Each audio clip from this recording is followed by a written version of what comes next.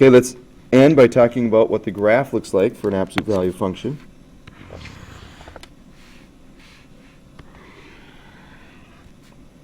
So anytime we go to graph something, especially if you don't know what the graph looks like, you want to set up your XY table. That needs to be second nature to you. If you look at a graph, you need to graph something, set up an XY table, pick some numbers for X, find out what Y equals. Now we always want to pick some negative numbers for X, just so we can make sure that we get a full picture of what the graph should look like. Let's do that here. So now let's put these numbers in here for X. The absolute value of negative 2 we know is 2, the absolute value of negative 1 is 1, the absolute value of 0 is 0, the absolute value of 1 is 1, the absolute value of 2 is 2. Pretty simple there. Now let's just graph it and see what this looks like. Negative 2, positive 2 will be here. Negative 1, positive 1, 0, 0, 1, 1, 2, 2.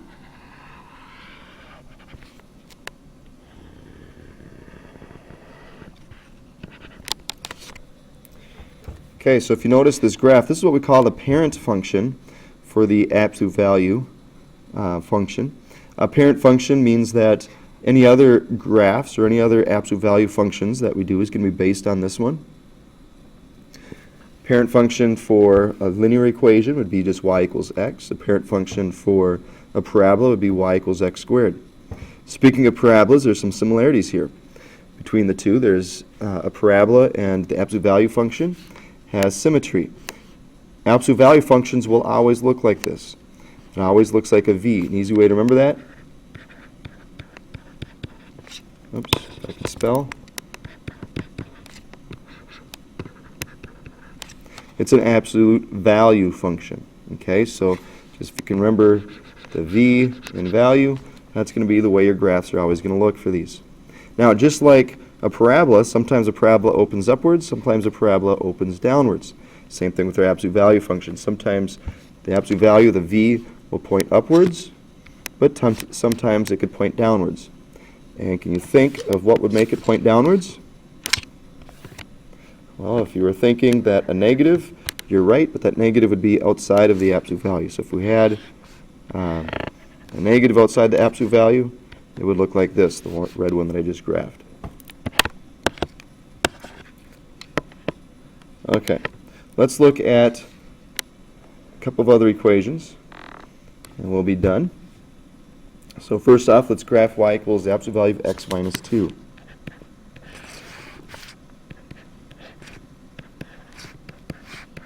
Again, we're going to pick these same numbers. You can always pick these same numbers.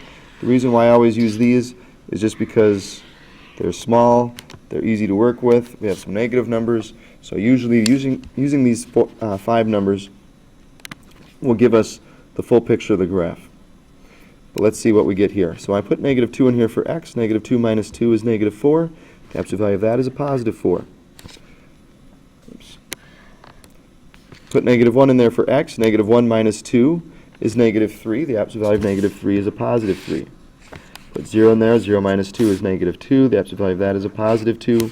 1 minus 2 is negative 1, so it's going to be a positive 1. And put 2 in there. 2 minus 2 is 0. So when I go to graph this,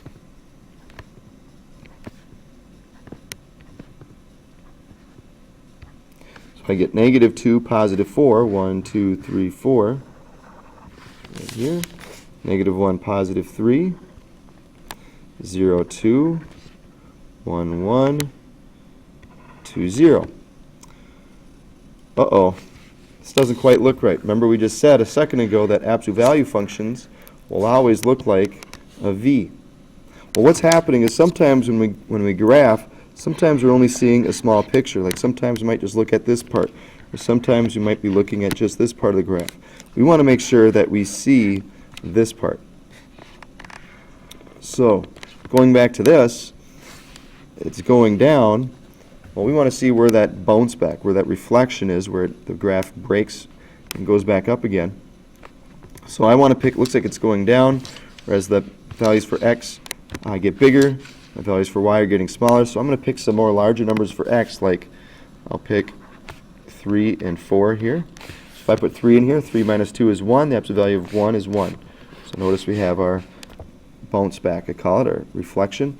If I put 4 in there, 4 minus 2 is 2. So there it is. So now when I go to graph this, 3, 1 is here, and 4, 2 would be right there. So this would be our graph.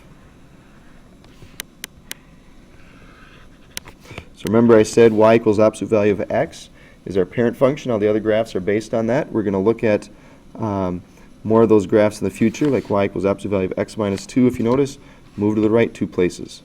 That is significant. Okay, so now let's look at y equals absolute value of x minus 2. For this one, when you go to graph it, again, pick some values for x, negative 2, negative 1, 0, 1, and 2. This time we're taking the absolute value of x and then subtracting 2. Negative 2, the absolute value of that is 2. 2 minus 2 is 0. The absolute value of negative 1 is 1. 1 minus 2 is negative 1. Absolute value of 0 is 0. Minus 2 is negative 2. Put 1 in there. 1 minus 2 is negative 1. Put 2 in there. 2 minus 2 is 0. So when I go to graph this one, you get negative 2, 0, negative 1, negative 1, 0, negative 2, 1, negative 1, 2, 0.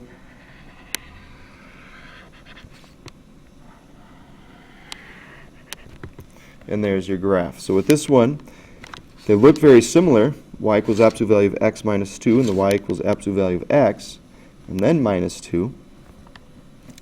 But for the first one, we move the graph, our parent function, 2 units to the right. This one, move the parent function 2 units down.